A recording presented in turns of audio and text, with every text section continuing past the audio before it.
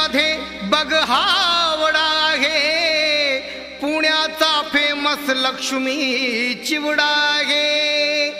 सुवासाने धुंद होशील ना गडे, हातात धर बघ हा केवडा आहे.